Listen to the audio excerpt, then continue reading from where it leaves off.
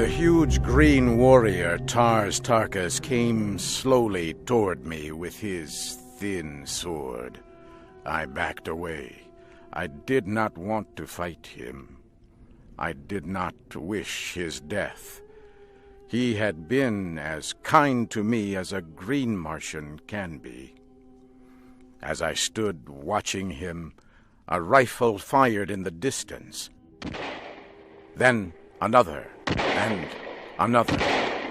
Tars Tarkas and his warriors were under attack from another tribe of green warriors. Within seconds, a terrible battle raged. As I watched, 3 of the attackers fell on Tars Tarkas. He killed one and was fighting with the other 2 when he slipped and fell. I ran to his aid, swinging my sword. He was on his feet. Shoulder to shoulder, we fought against the attackers. They finally withdrew after an hour of fierce fighting. John Carter, I think I understand the meaning of the word friend. You saved my life when I was about to take yours. From this day, you are no longer a captive among our people, but a leader and great warrior among us. There was a smile on his face. Once again, he took off a metal band from his arm and gave it to me. I have a question for you, John Carter. I understand why you took the Red Woman with you. But why did Sola leave her people and go with you? She did not want to see me or the princess harmed. She does not like the great games held by your people where captives are led to die. She knows if she is caught, she too will die in the games. She told me she hates the games because her mother died there. What? How could she know her mother? She told me her mother was killed in the games because she had hidden the egg that produced her. Her mother hid Sola among other children before she was captured. Sola said she was a kind woman, not like others of your tribe.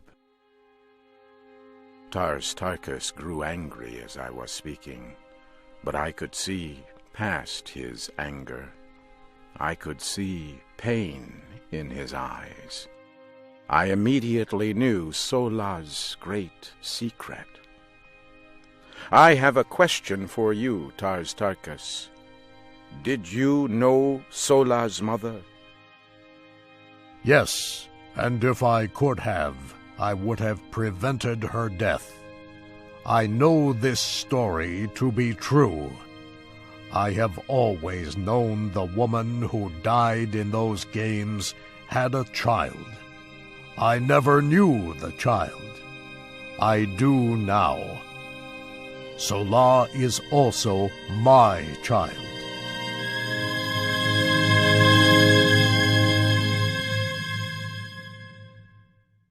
For 3 days we followed the trail left by the Princess Dejah Thoris, Sola, and poor ugly Wula. At last we could see them in the distance. Their animal could no longer be ridden. They were talking. When we came near, Wula turned to fight us. I slowly walked to him with my hand out. Sola was standing nearby. She was armed and prepared to fight. The princess was lying next to her feet. Sola, what is wrong with the princess? She has been crying much these past few days, John Carter. We believed you died so we could escape. The thought of your death was very heavy on this woman, my friend Dejah Thoris. Come and tell her you are among the living. Perhaps that will stop her crying. I walked to where the Princess Dejah Thoris was lying on the ground. She looked at me with eyes that were red from crying. "Princess, you are no longer in danger. Tars Tarkas has come with me as a friend. He and his warriors will help to see you safely home. And Sola, I would have you greet your father, Tars Tarkas, a great leader among your people. Your secret no longer means death to anyone. He already knows you are his daughter. The two of you have nothing to fear." Sola turned and looked at Tars Tarkas. She held out her hand. He took it.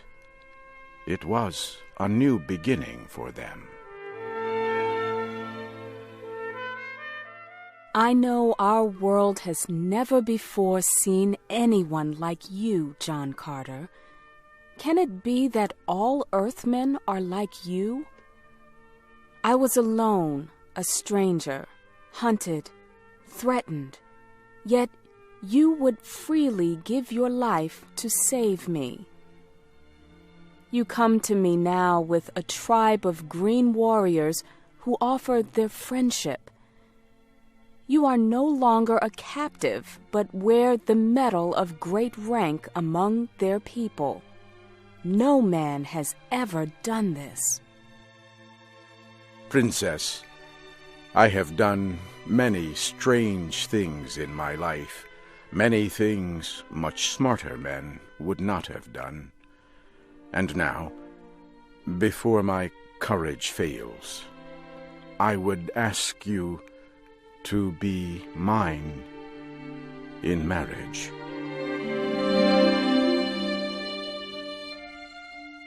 She smiled at me for a moment, and then her dark eyes flashed in the evening light. You have no need of your courage, John Carter, because you already knew the answer before you asked the question.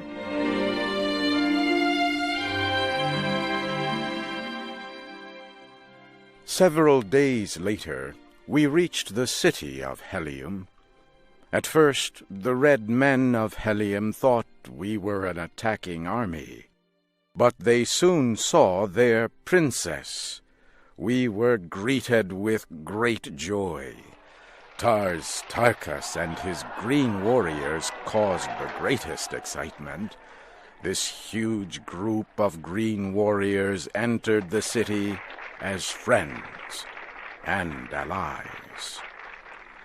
I soon met Tardos Mors, the grandfather of Dejah Thoris.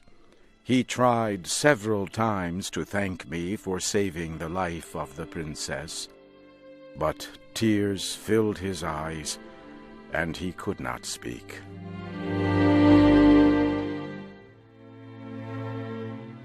For 9 years I served in the government, and fought in the armies of Helium as a prince of the royal family.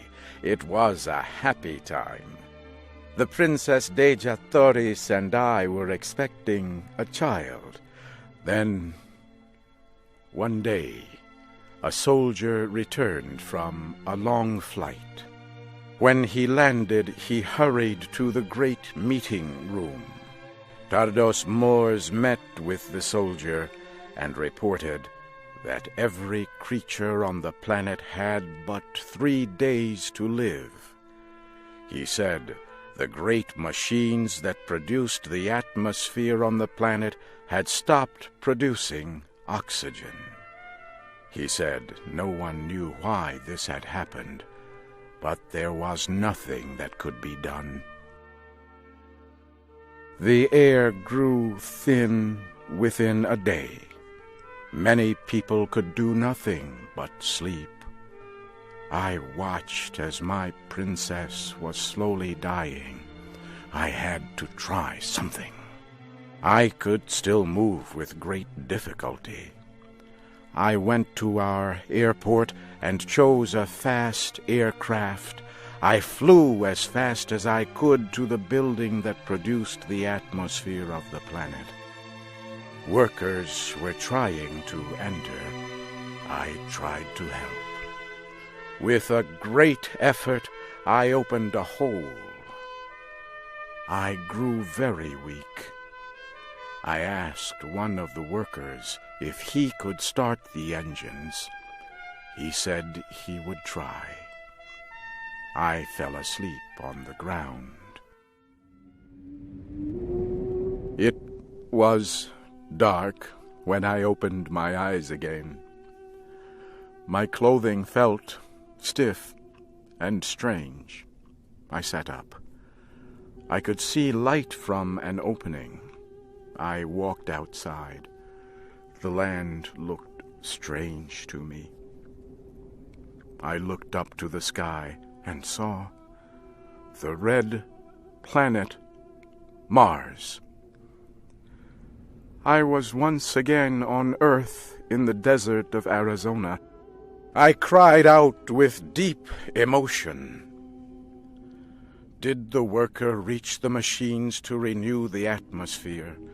Did the air reach the people of that planet in time to save them? Was my Princess Dejah Thoris alive, or did she lie cold in death? For 10 years now, I have watched the night sky looking for an answer.